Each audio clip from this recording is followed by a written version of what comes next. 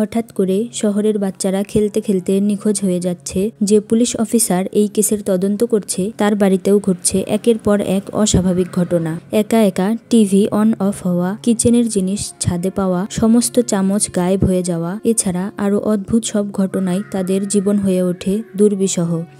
তবে কি এই বাড়িতে কোনো অশরীরী লুকিয়ে আছে? সবকিছুই কি কোনো অলৌকিক ঘটনা, নাকি সবকিছুর পেছনে লুকিয়ে আছে এক অকল্পনীয় রহস্য? তার সবকিছুই জানবো আজকের এই গল্পে। আজকে এমনই এক অসাধারণ গল্প নিয়ে হাজির হয়েছি, যা কখনো মনে হবে ইনভেস্টিগেশন থ্রিলার মুভি, আবার কখনো মনে হবে সুপারন্যাচারাল হরর মুভি। এত কিছুর মাঝে এই মুভির যে রহস্য সেটা একদমই অসাধারণ। গল্পের শেষটা তোমাদের কল্পনার বাইরে। তাহলে শুরু করা যাক। গল্পের শুরু হয় 10 বছরের জাস্টিন নামের একজন ছেলেকে দেখিয়ে। জাস্টিন পার্কে সাইক্লিং করতে করতে একটা গভীর জঙ্গলের মধ্য দিয়ে বাড়ি ফিরছিল, কিন্তু হঠাৎই জাস্টিন সাইকেল থেকে পেছনের দিকে উড়ে গিয়ে পড়ে। দেখে মনে হয় যেন কোনো অদৃশ্য শক্তি তাকে পেছন দিক থেকে টেনে নিয়েছে। এরপর সিন শিফট হয় একটি বাড়িতে, যেখানে বসবাস করে একজন পুলিশ অফিসার গ্রেগ, তার স্ত্রী একজন ডাক্তার যার নাম জ্যাকি, এবং তাদের একটি ছেলে যার নাম কর্নার। জ্যাকি তার ছেলের জন্য প্যানকেক বানাচ্ছিল, কিন্তু সে অন্য কোনো চিন্তায় মগ্ন থাকায় তার প্যানকেকগুলো পুড়ে যায়। তখন সেখানে কর্নার আসে। কর্নার এবং তার মায়ের কথাবার্তা শুনে বোঝা যায় তাদের মধ্যে কোনো ঝামেলা চলছে। কর্নার জ্যাকির ওপর কোনো একটা কারণে রেগেছিল। জ্যাকি কর্নারকে জিজ্ঞেস করে তার পার্সোনাল কফি মগটা কোথাও দেখেছে কিনা। কর্নার কিছুই বলে না। জ্যাকি একজন ডাক্তার হওয়ায় সে ব্রেকফাস্ট করে তার ক্লিনিকে চলে যায়। ঠিক তখনই গ্রেগ ঘুম থেকে ওঠে। সে রাতে সোফাতেই ঘুমিয়েছিল। বাবাকে এমন সোফাতে ঘুমাতে দেখে কর্নার জিজ্ঞেস করে সে কি এখন সোফাতে ঘুমানো শুরু করেছে। গ্রেগ জানায় সে টিভি দেখতে দেখতে ঘুমিয়ে গিয়েছিল। তবে কর্নার বুঝে যায় তার বাবা মিথ্যে বলছে। সে বলে, তোমার আর কি দোষ, মাই এমন এক কাজ করেছে যাতে কিছু করার নেই। তবে গ্রেগ কথার প্রসঙ্গ পাল্টিয়ে বলে, তোমার প্যানকেকগুলো খেয়ে নেওয়া উচিত ছিল। এরপর গ্রেগ ওপরে ওঠার সময় দেখতে পায় সিঁড়ির পাশে তাদের যে ফ্যামিলি ফটো ফ্রেম ছিল তার মধ্যে একটিতে কোনো ফটো নেই। এটা গ্রেগের কাছে খুবই অস্বাভাবিক লাগে। কিছুক্ষণ পর জ্যাকি কিছু একটা নিয়ে চিন্তা করার পর সে গ্রেগের কাছে ফোন করে। জ্যাকি তার কোনো একটা কাজের জন্য অনুতপ্ত হচ্ছিল, তাই সে গ্রেগের সাথে কথা বলতে চাইছিল, কিন্তু গ্রেগ রেগে তার ফোনটা জানালা দিয়ে ছুঁড়ে মারে। এতে জানালাটি ভেঙে যায়। গ্রেগ জানালার কাছে এসে দেখতে পায় সকালে জ্যাকি যে কফি মগটি খুঁজছিল সেটি ছাদের উপরে রয়েছে। এটা দেখে সে একটু অবাক হয়ে যায়। সে ছাদে যায় কফি মগটি নিতে। গ্রেগ দেখতে পায় ওই কফি মগের ভেতরে 2টা সিগারেট বাড রয়েছে। গ্রেগ এটা ভেবে অবাক হয় যে কর্নার এখন স্মোকিংও করতে শুরু করেছে। এদিকে জাস্টিনের মিসিং রিপোর্ট পুলিশের কাছে চলে আসে। এই কেসের দায়িত্বই পড়ে গ্রেগের উপর। এদিকে জ্যাকি বাড়িতে ফিরে আসে। বাড়িতে ফিরে সেই কিচেনে গেলে দেখতে পায় কিচেনে কোনো চামচ নেই। তখনই সে তার বাড়িতে একজন অপরিচিত ব্যক্তিকে দেখে খুবই ঘাবড়ে যায়। লোকটি বলে, আমি একজন রিপেয়ারম্যান, জানালার কাজ ঠিক করতে এসেছিলাম। আপনার হাজবেন্ডই আমাকে কল করে আসতে বলেছিল। আপনার মেয়ে আমাকে দরজা খুলে দিয়েছে। জ্যাকি সেটা শুনে অবাক হয়ে যায়, কারণ তাদের বাড়িতে আর কোনো মেয়েই নেই। তবে জ্যাকি তার কাছে কিছু শোনার আগেই লোকটি তার কাজ শেষ করে চলে যায়। এদিকে ইনভেস্টিগেশনের জন্য পুলিশ ক্রাইম স্পটে আসে। গ্রেগ কেসটি সলভ করার জন্য আরেকজন ডিটেকটিভ তার পার্টনার হিসেবে পায়। তার নাম স্পিটসকে। তখনই ক্রাইম স্পটে তারা গ্রিন কালারের একটা ছুরি দেখতে পায়। সেটা দেখে স্পিটসকি অনেক চিন্তায় পড়ে যায়। গ্রেগ জানতে চাইলে সে বলে, গ্রেগ এখানে জয়েন করার আগেই উলগডেন নামের একজন ক্রিমিনাল 6 জন বাচ্চাকে কিডন্যাপ করেছিল। তাদের মধ্যে 4 জন বাচ্চাকে নৃশংসভাবে হত্যা করে তাদেরকে কবর দিয়ে সেই কবরের পাশে এমন গ্রিন কালারের ছুরি রেখে গিয়েছিল। বাকি 2 জন বাচ্চা পালাতে সক্ষম হয়েছিল। গ্রেগ বলে, আমি এই কেসের ব্যাপারে শুনেছিলাম, তবে কি উলগডেনই এই কেসের সাথেও জড়িত? তবে স্পিটসকি অনেক অবাক হয়ে যায়, কেননা সে নিজে উলগডেনকে অ্যারেস্ট করেছিল আর এখন সে জেলে রয়েছে। এদিকে রাতে জ্যাকি এবং কর্নার একসাথে ডিনার করার সময় জ্যাকি জানতে চায় সকালে যে রিপেয়ারম্যান এসেছিল তখন সে দরজা খুলে দিয়েছিল কিনা। কর্নার রেগে গিয়ে বলে, আচ্ছা এই কি সেই লোকটা যার সাথে তোমার অ্যাফেয়ার চলছে? জ্যাকির একজনের সাথে অ্যাফেয়ার চলছিল, আর এই কারণেই জ্যাকি আর গ্রেগের মধ্যে ঝামেলা চলছিল, আর এজন্যই কর্নার জ্যাকিকে অপছন্দ করতে শুরু করেছে। জ্যাকি তাকে শান্তভাবে বোঝানোর চেষ্টা করে, কিন্তু কর্নার চেঁচিয়ে সেখান থেকে চলে যায়। এরপর জ্যাকি কিচেনে কাজ করার সময় হঠাৎই টিভি অন হয়ে যায়। টিভিতে তখন জাস্টিনের মিসিং হওয়ার নিউজটাই চলছিল। তখনই টিভিতে মাইকেল নামের ছেলেটারও মিসিং নিউজ দেখানো হয়। জ্যাকি টিভিটি অফ করে কাজ করতে গেলে আবার টিভিটি একা একাই অন হয়ে যায়। জ্যাকি প্রচণ্ড অবাক হয়। ঠিক তখনই গ্রেগ বাড়িতে এলে সে বলে, আজকে বাড়িতে যে রিপেয়ারম্যান কাজ করতে এসেছিল আমি তার নামে তার বসের কাছে কমপ্লেন করেছি, কারণ সে কিচেন থেকে সমস্ত চামচ চুরি করে নিয়ে গেছে। জ্যাকি বলে, লোকটা খুবই অদ্ভুত ছিল, সে আমাকে বলেছে দরজা নাকি আমার মেয়ে খুলে দিয়েছে। গ্রেগ বলে, এত কিছু থাকতে সে এসবই কেন চুরি করতে যাবে? গ্রেগ উপরে ওঠার সময় সিঁড়ির পাশে আরেকটি ফটো ফ্রেম খালি দেখতে পায়। সে ভেবে নেয় হয়তো কনার জ্যাকির উপর রাগ করে তাদের ফ্যামিলির ছবিগুলো সরিয়ে রেখেছে, তাই সে এসব নিয়ে বেশি মাথা ঘামায় না। রুমে ঢুকেই গ্রেগ দেখতে পায় তাদের পোষা ইঁদুরটি ছোটাছুটি করছে। সে ইঁদুরটিকে ধরতে তার পেছন পেছন যায়। ইঁদুরটি একটা ক্যাবিনেটের ভেতর ঢুকে যায়। গ্রেগও ক্যাবিনেটের সামনে উকি দিতেই একজন তাকে পেছন থেকে ধাক্কা দিয়ে ক্যাবিনেটের ভেতরে ফেলে দিয়ে বাইরে থেকে লক করে দেয়। সে ভাবে কনার হয়তো তার সাথে মজা করছে, তাই সে ক্যাবিনেটের দরজায় ধাক্কা দিয়ে বলে এই মজা এখনই বন্ধ করতে আর দরজাটা খুলে দিতে। তবে সে দেখতে পায় বাইরে কনার দাঁড়িয়ে থাকলেও সে দরজা খুলছে না। এই শব্দ শুনে জ্যাকি এসে দরজা খুলে দেয়। তারা একে অপরকে বলে, তুমি এখানে কি করছো?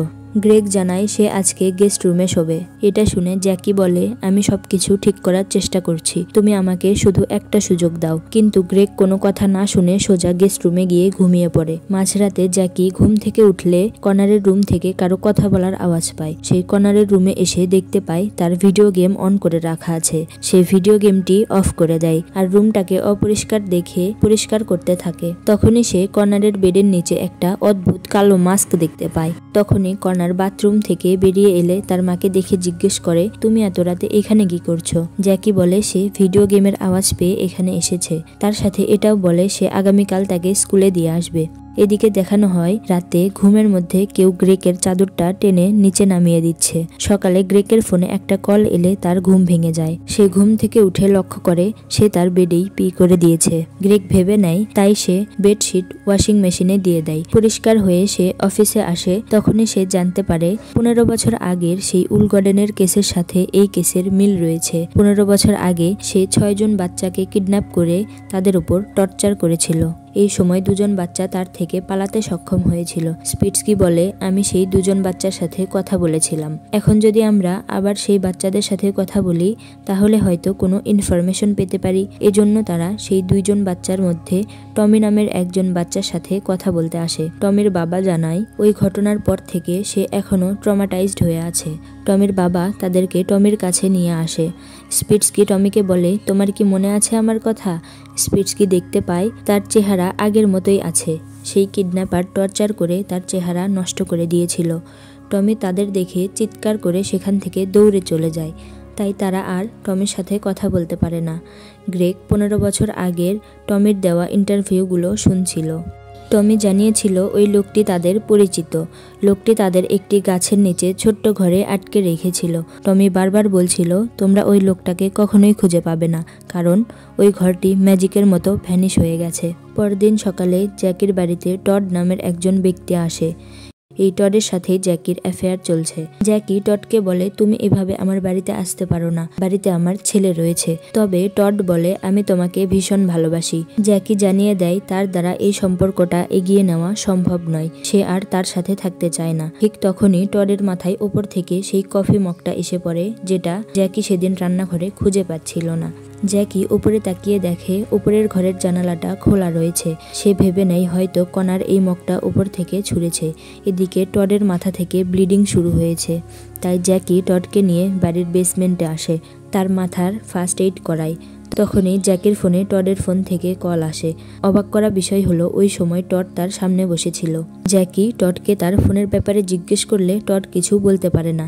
জ্যাকি কল রিসিভ করলে অপর পাশ থেকে সে গানের আওয়াজ পায়। জ্যাকি বুঝতে পারে এই গানের আওয়াজটা তার বাড়ি থেকেই আসছে। তখন সে বেসমেন্ট থেকে উপরে আসলে দেখতে পায় তাদের রেকর্ড প্লেয়ারটা একা একাই বেজে যাচ্ছে। তখন সেখানে কর্নার আসলে সে জিজ্ঞেস করে একটু আগে সে ছাদে ছিল কিনা, আর এই রেকর্ড প্লেয়ারটা সে অন করেছে কিনা। কর্নার অবাক হয়ে বলে, আমি কেন করতে যাব, আর তোমার না আমাকে আজ স্কুলে নিয়ে যাওয়ার কথা?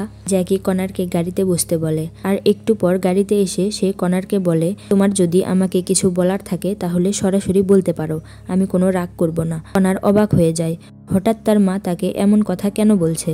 এদিকে বেসমেন্টে টমি ব্লিডিং থামানোর জন্য ফার্স্ট এইড খুঁজতে থাকে। তখনই পেছন থেকে তাকে কেউ সজোরে আঘাত করে। অন্যদিকে পুলিশ ফোর্স আবারও ক্রাইম স্পটে আসে। স্পিটস্কি বলে, আমার মনে হয় জাস্টিন কিডন্যাপারকে চিনত, তাই সে সাইক্লিং করার সময় থেমে তার সাথে কথা বলতে চেয়েছিল, আর তখনই ওই লোকটি তাকে কিডন্যাপ করে। স্পিটস্কি তখনই রাস্তার পাশে একটা গাছের সাথে সূক্ষ্ম একটা তার বাঁধা দেখতে পায়। স্পিটস্কি ধারণা করে কিডন্যাপার এই পদ্ধতিতেই বাচ্চাদের কিডন্যাপ করে। সে রাস্তার পাশে এমন সূক্ষ্ম তার বেঁধে রাখে, আর বাচ্চারা এটা না দেখেই তার সাথে ধাক্কা লেগে পড়ে যায়, আর তখনই সে বাচ্চাদের কিডন্যাপ করে। আসলে এই পদ্ধতিতেই কিডন্যাপার জাস্টিনকেও কিডন্যাপ করেছিল, কারণ মুভির শুরুতে আমরা যে দেখেছিলাম জাস্টিন সাইকেল চালাতে চালাতে পেছনের দিকে পড়ে যায়, সেটা এই তারের সাথে ধাক্কা লেগেই হয়েছিল। অন্যদিকে জ্যাকি কনারকে স্কুলে দিয়ে বাড়িতে এসে দেখতে পায় টডকে কেউ একজন হত্যা করেছে। সাথে সাথেই সে গ্রেগকে কল করে সবকিছু জানায় আর সাহায্য চায়, আর গ্রেগ সেখানে এসে টডকে মৃত দেখতে পায়। জ্যাকি বলে, আমি ওর সাথে সবকিছু শেষ করে দিয়েছিলাম। তখনই হঠাৎ করে ওপর থেকে কিছু একটা ওর মাথায় এসে পড়ে, আর অনেক ব্লিডিং শুরু হয়ে গেছিল। আমি অনেক ভয় পেয়ে গেছিলাম। এই সব কিছু কনার করেছে, তাই আমি অ্যাম্বুলেন্স ডাকিনি। কনার ভুলবশত এটা করেছে। গ্রেগ বলে, এই সব তোমার জন্য হয়েছে, তোমার কারণেই কনার এতটা ভয়ঙ্কর হয়েছে। তুমি বুঝতে পারছো, পুলিশ যদি জানতে পারে তাহলে কনারের কি হবে? আমি নিজেও আমাদের ছেলেকে বাঁচাতে পারবো না। জ্যাকি কান্না করতে থাকে। তারা দুজন মিলে টডের বডিটাকে গাড়িতে করে দূরে কোথাও নিয়ে যায়। রাস্তায় জ্যাকি দেখতে পায় জাস্টিনকে এখনো পুলিশ খুঁজে যাচ্ছে। অন্যদিকে রাতে কনার বাড়ি ফিরে আসে। এদিকে জ্যাকি এবং গ্রেগ টডের বডিটাকে জঙ্গলের মধ্যে একটা জায়গায় কবর দিয়ে দেয়। জ্যাকি বারবার গ্রেগের কাছে ক্ষমা চাইছিল। সে সব কিছুর জন্য অনুতপ্ত, তাই সে কান্না করে বারবার গ্রেগের কাছে ক্ষমা চাইছিল, আর গ্রেগ তাকে ক্ষমা করে দিয়ে জড়িয়ে ধরে। এদিকে কনার ভিডিও গেম খেলার সময় নিচে থেকে আওয়াজ পায়। সে নিচে এসে দেখে ওয়াশিং মেশিনের ভেতর তাদের কিচেন থেকে হারিয়ে যাওয়া সমস্ত চামচগুলো রয়েছে। চামচগুলোকে এখানে দেখে সে ভীষণ অবাক হয়। তখনই তার কাছে একটি টেক্সট আসে। সেখানে সে দেখতে পায় কেউ তাকে জিজ্ঞেস করছে সে ফ্রগিং সম্পর্কে কিছু জানে কিনা। কনার সাথে সাথেই গুগলে সার্চ করে জানতে পারে ফ্রগিং একটা ব্রিটিশ অপভাষা, যার অর্থ অনুসন্ধান করা বা ঘোরাঘুরি করা, বিশেষ করে খাদ্য বা লুণ্ঠনের সন্ধানে। কিছু হোমলেস মানুষ লুকিয়ে তাদের বাড়িতে থাকবে, তাদের খাবার খাবে, তাদের জিনিসপত্র ব্যবহার করবে, কিন্তু সে বাড়ির লোকজন কোনোভাবেই তা বুঝতে পারবে না। এটা একটা বাস্তব গেমের মতো। কনার এসব সার্চ করে দেখছিল, তখনই একজন কালো মাস্ক পরা ব্যক্তি ঠিক তার পেছনে এসে দাঁড়ায়। কিছুক্ষণ পর জ্যাকি এবং গ্রেগ বাসায় ফিরে আসে। জ্যাকি উপরে বাথরুমে গেলে চিৎকার করে ওঠে। গ্রেগ দৌড়ে সেখানে গিয়ে দেখতে পায় কনারকে হাত পা বেঁধে সেন্সলেস করে কেউ বাথটাবের ভেতরে রেখে দিয়েছে। গ্রেগ বাথটাবের পাশে একটা গ্রিন কালারের ছুরি দেখতে পায়। গ্রেগ কনারকে গাড়িতে তুলে দিয়ে জ্যাকিকে বলে সোজা হসপিটালে যেতে, আর আমাদের সন্তানের সাথে যে এমনটা করেছে আমি তাকে খুঁজে বের করবই। গ্রেগ একের পর এক সব রুমগুলো চেক করতে থাকে। উপরের একটা রুমে তাদের বাড়ি থেকে নিখোঁজ হওয়া সমস্ত ছবিগুলো দেখতে পায়। ছবিগুলোর নাক, মুখ, চোখ ছিঁড়ে ফেলে কেউ সেগুলো দেয়ালে আটকে রেখেছে। তখনই নিচ থেকে গানের শব্দ শুনতে পেয়ে গ্রেগ সেখানে গেলে কেউ একজন তাকে পেছন থেকে অ্যাটাক করে। গ্রেগের সাথে কি হয়েছে তা আমরা একটু পরে জানতে পারবো। তবে এতক্ষণ ধরে এই বাড়িতে যা কিছু ঘটছিল তার রহস্য উন্মোচন এখন থেকে শুরু হবে। গল্প আবার প্রথম থেকে দেখানো হয়। জাস্টিন নিখোঁজ হওয়ার পরের দিনই গ্রেগরা সবাই বাড়ি থেকে চলে গেলে তাদের বাড়িতে দুজন অপরিচিত লোক প্রবেশ করে। একটি মেয়ে যার নাম মিন্ডি এবং একটি ছেলে যার নাম অ্যালেক। এদের মধ্যে মিন্ডি একজন প্রো ফ্রগার ছিল। সে অন্যের বাড়িতে ঢুকে তাদের খাবার খায়, তাদের জিনিসপত্র ব্যবহার করে এবং তাদের বাড়িতেই বসবাস করে।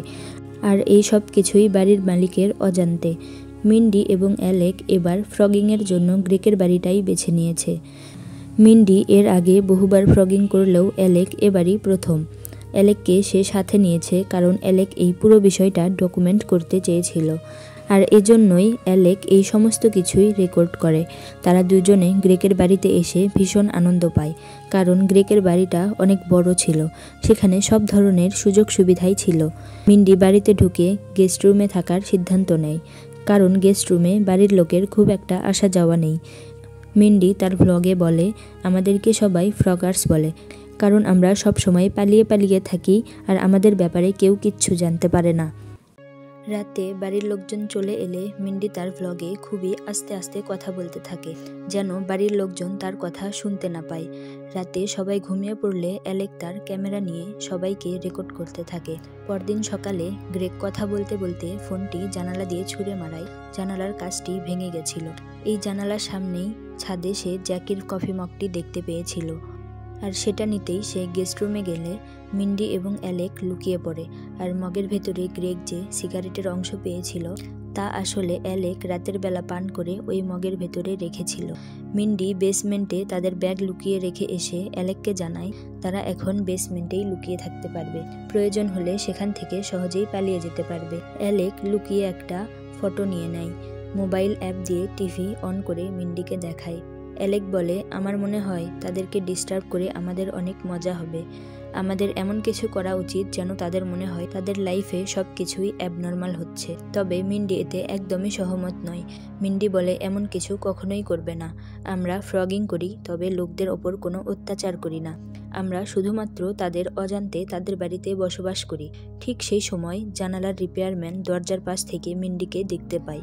আর মিন্ডি তখন কোনো উপায় না পেয়ে দরজা খুলে দিয়ে বলে তার বাবাই তাকে কল করেছিল। তখনই অ্যালেক কিচেন থেকে সমস্ত চামচ সরিয়ে ফেলেছিল। আর সেদিন রিপেয়ারম্যান জ্যাকিকে মিন্ডির কথাই বলেছিল।